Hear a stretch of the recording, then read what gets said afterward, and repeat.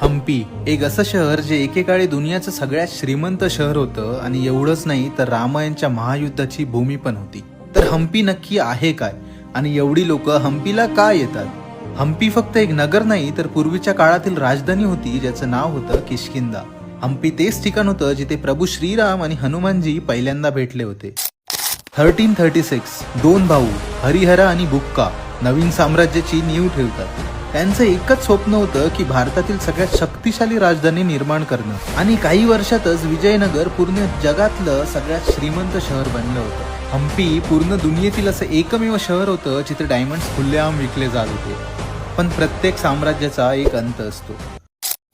1565 एक असं युद्ध जे विजयनगर एम्पायरला नाहीसं करून टाकतं.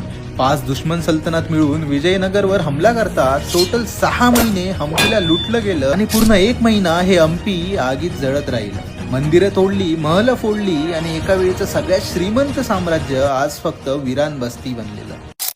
पण मला सांगा, जी शक्ती वर्षानुवर्ष जिवंत राहते ती कधी संपेल का? आज पण या विरूपक्ष मंदिरात दररोज पूजा केली जाते.